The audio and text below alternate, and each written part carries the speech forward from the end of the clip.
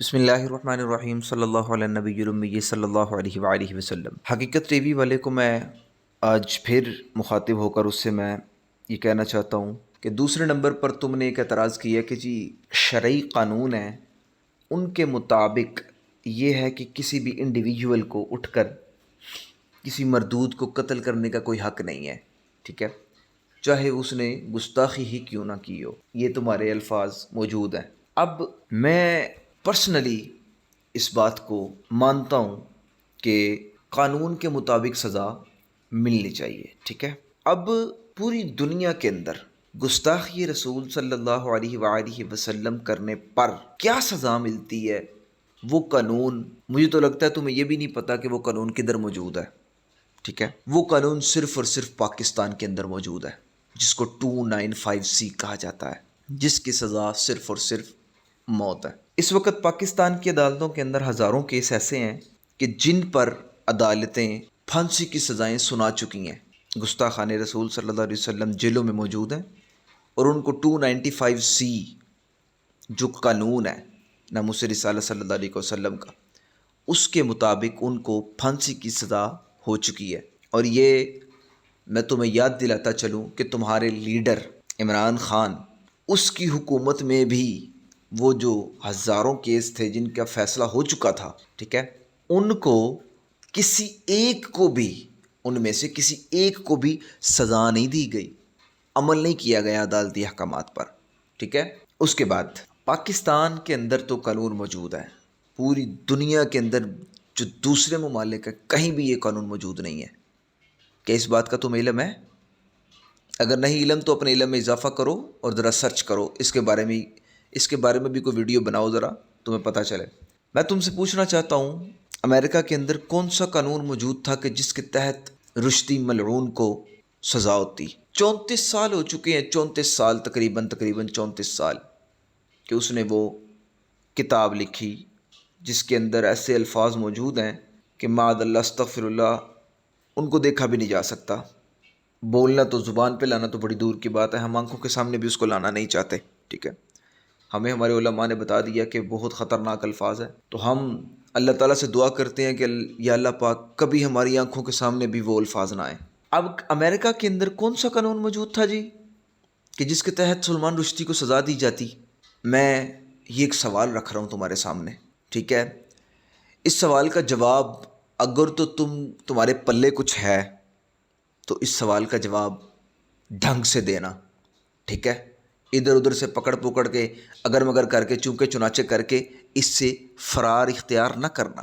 34 سالوں میں کسی ملک نے، پاکستان کے اندر تو وہ آیا ہی نہیں نا ظالم، 34 سالوں کے اندر وہ جس ملک میں بھی گیا، جہاں جہاں اس نے پناہ لی ہے، کیا ان کو نہیں تھا پتا کہ یہ شاتم رسول صلی اللہ علیہ وسلم ہے، اس کو سزا دینی ہے؟ کیسے سزا دیتے؟ انہوں نے تو خود اس کو پناہ دی ہوئی تھی۔ اب جس نے پناہ دی ہوئی ہے ان سے تم جیسے احمق لوگ یہ توقع رکھتے ہیں کہ وہ اس کو سزا دیں گے؟ ان سے تم جیسے احمق لوگ یہ توقع رکھتے ہیں کہ وہ اس شاتم رسول صلی اللہ علیہ وسلم کو سزا دیں گے؟ تم کتنے احمق ہو؟ احمق ہو یا جان بوجھ کے یہ ڈرامہ رچا رہے ہو کہ اس شاتم رسول صلی اللہ علیہ وآلہ وسلم کے لیے تم جو لوگوں کے اندر جذبات ہیں ان کو ٹھنڈا کرنا چاہتے ہو کہ جی قانون سزا دے گا، جی قانون سزا دے گا، جی ہر کسی کو حق نہیں ہے کہ کوئی بھی اٹھ کے تو اس کو قانون کو اپنے ہاتھ میں لے لے۔ اور بتاؤ بھائی کس قانون نے سزا دینی ہے اسے؟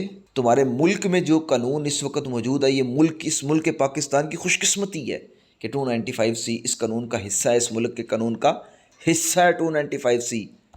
میں کہتا ہوں 295C ملک پاکستان کی قانون کی جان ہے۔ تو پاکستان کے اندر تو ہزاروں کیسز ایسے ہیں کہ جن کے اوپر عمل کرنا انتہائی ضروری ہے۔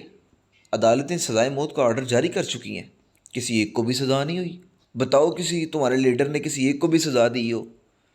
اور باتیں تمہارا لیڈر کرتا ہے کہ جی قانون کے تحت سزا دینی ہو۔ بھائی کون سے قانون کے تحت؟ اب کون سا قانون ہے اس کے علاوہ بھی؟ ہمیں بھی تو بتاؤ۔ ایک اسلامک ریپبلک آف پاکستان کے اندر رہ کر تم جہاں قانون موجود ہے وہاں تو قانون پر تم خود عمل نہیں کر سکتے، اور جہاں قانون موجود نہیں ہے وہاں تم کہہ رہے ہو قانون پر عمل ہونا چاہیے۔ کیا کر رہے ہو تم؟ کس کو خوش کرنا چاہ رہے ہو تم؟ کس کو بیوقوف بنا رہے ہو تم؟ ہمیں بھی تو بتاؤ۔ ہمیں بھی تو سمجھاؤ. ہیں کس کو بیوقوف بنا رہے ہو؟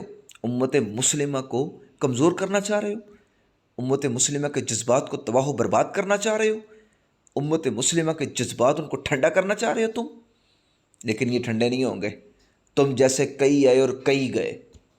انشاءاللہ اللہ میرے رب نے فیصلہ کیا ہوا ہے. میرے رب نے قرآن پاک کے اندر ارشاد فرما دیا ہوا وَرَفَعْنَا لَكَ ذِكْرَكَ کہ محبوب صلی اللہ علیہ وسلم ہم نے آپ کے ذکر کو بلند کر دیا ہے.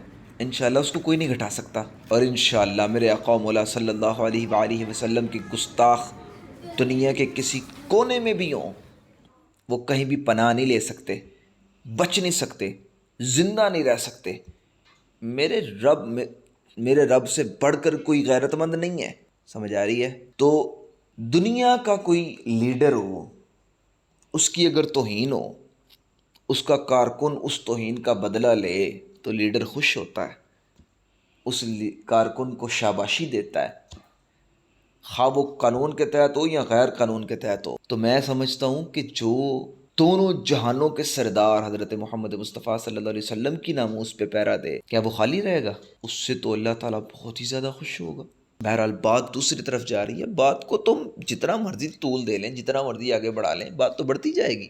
لیکن میں تم لوگوں سے پوچھ رہا ہوں، مجھے بتاؤ امریکہ کے اندر کون سا قانون موجود تھا کہ جس کے تحت اس کو سزا دی جاتی؟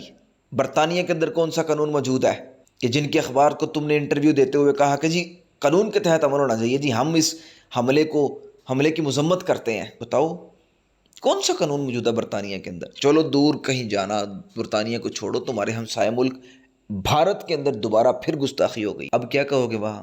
کیا کرو گے وہاں کس کو کہو گے قانون پہ عمل کرو، قانون کے تحت ان کو سزا دو؟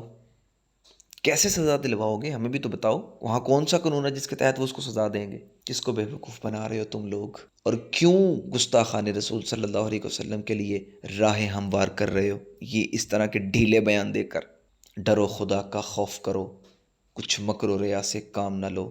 یا اسلام پہ چلنا سیکھو یا اسلام کا نام نہ لو.